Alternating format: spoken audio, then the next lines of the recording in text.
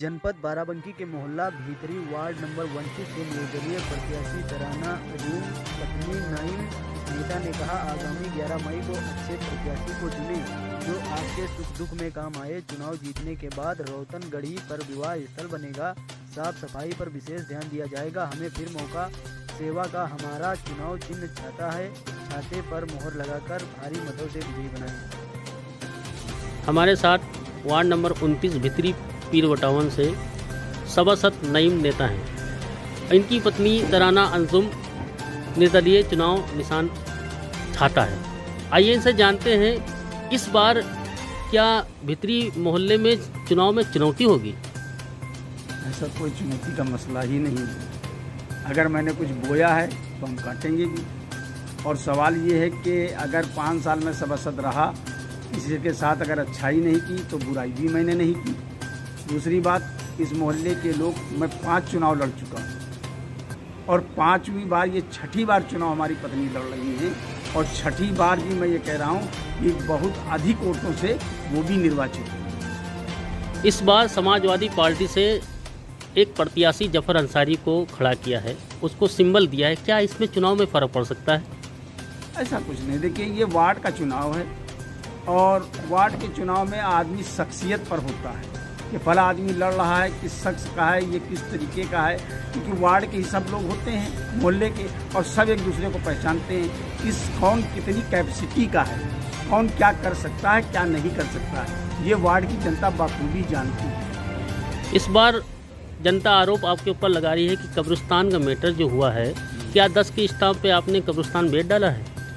देखिए, 10 रुपए के स्टाम्प पेपर पर अगर कब्रिस्तान बिके या कोई ज़मीन की रजिस्ट्री हो सकती है तो हमने ज़रूर की होगी। पहली बात तो ये मान के चलिए। और कब्रिस्तान एक मरतबा कहते हो ज़मीन है, तो मेरे बाप की तो ज़मीन है नहीं जो मैं बेच दूंगा।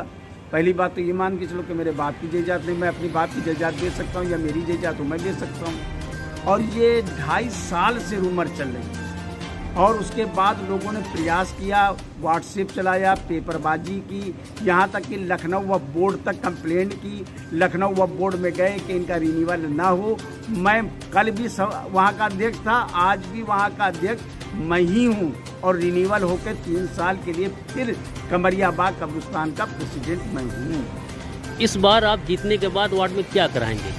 वार्ड में देखिए, मेरा ये एक जो सोचा समझा था, पहले भी मैंने तय किया था, रौतनगढ़ी जो कूड़ा घर है आबादी के क्षेत्र में ना होना चाहिए। दूसरी बात, हमारे यहाँ समस्याएं हैं जमादारों की जो कम कर्मचारी हैं, जिसके वजह से सफाई व्यवस्था यानी कम हो पाती है, होती है मगर कम है, ये भी हमें के एहसास है। दूसरी बात, रौतनगढ़ी पर मैरिज हॉल बनाया जाए। मैरिज हॉल का एस्टीमेट मैं अपने सभासदी के दौरान में मैंने दिया।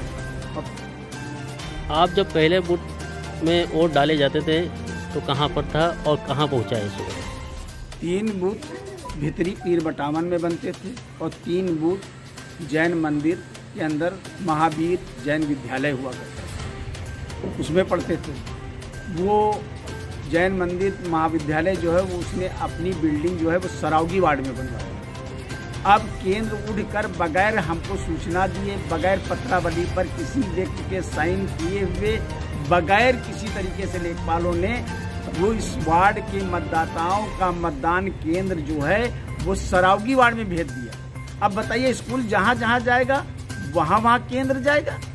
और भितरी पीर बटावन के मतदाता 1 किलोमीटर, पुलिस चौकी के रहने वाले मतदाता 1 किलोमीटर पैदल चलकर, यानी वो आपके राजकमल रोड, वो पैलेस कौन है, पैलेस है वहाँ पर, पूरा पैलेस के पास, जनक पैलेस के पास बना है स्कूल। वो पूरा टोटल सरावगी वार्ड है और सरावगी वार्ड में आपने चेंज कर दिया। अब बताइए, यहाँ का मतदाता और टोटल ये तीनों केंद्र, तीनों बूथ मुस्लिम बाहुल्य क्षेत्र हैं, इनको इधर से उधर करने में प्रशासन का पूरा नजरिया साफ नहीं है।